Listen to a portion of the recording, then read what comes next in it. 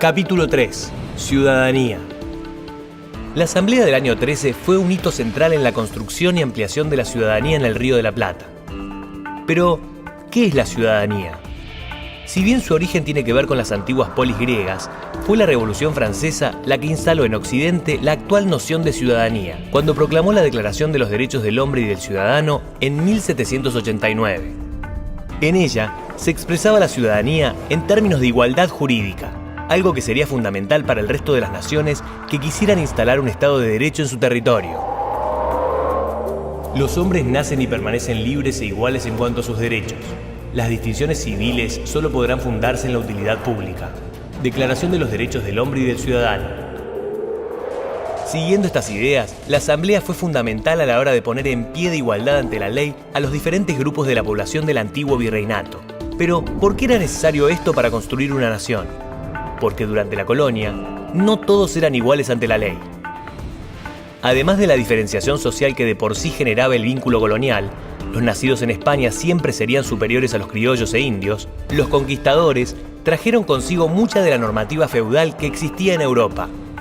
Además, el comercio triangular con África y Asia, establecido fuertemente en el siglo XVI, generó la afluencia de miles de esclavos que tenían una condición jurídica aún inferior a la de los criollos.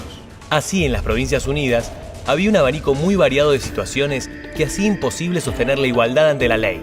Los españoles y los criollos por un lado, los nobles y los plebeyos por otro, los esclavos y los libertos, junto con los indios, en una situación siempre inferior desde los inicios de la colonia. La Asamblea fue uno de los primeros intentos de reorganizar esta sociedad, ubicando a todas estas personas en un mismo nivel, considerándolas en primera instancia hombres iguales ante la ley y luego ciudadanos parte de una nación. Para eso, suprimió los títulos de nobleza, pero también liberó a los indígenas de los trabajos forzosos a los que estaban sometidos: la encomienda, la mita y el yanaconazgo. La encomienda implicaba una esclavitud solapada, ya que el rey le otorgaba el derecho a un español de cobrar los tributos de una serie de indios a su cargo y hacer lo que quisiera con ellos. El yanaconazgo y la mita, que existían desde antes de la colonia, se asemejaban mucho al trabajo forzoso o la esclavitud. La Asamblea dispuso así la derogación de estos servicios en sus tres formas. Esto tuvo mucho que ver con la influencia de las ideas de Castelli y Monteagudo, quienes desde que comenzó el proceso revolucionario incluyeron a los pueblos originarios en el conjunto de la población, integrándolos y dotándolos de derechos como nunca antes se había hecho durante la colonia. ¿No es verdad que siempre habéis sido mirados como esclavos y tratados con el mayor ultraje, sin más derecho que la fuerza, ni más crimen que habitar en vuestra propia patria?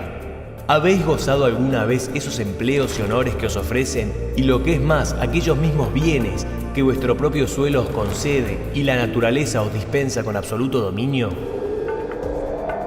Así, la Asamblea comenzó a delinear el perfil de ciudadanía que se iría construyendo y reconfigurando durante toda nuestra historia como país.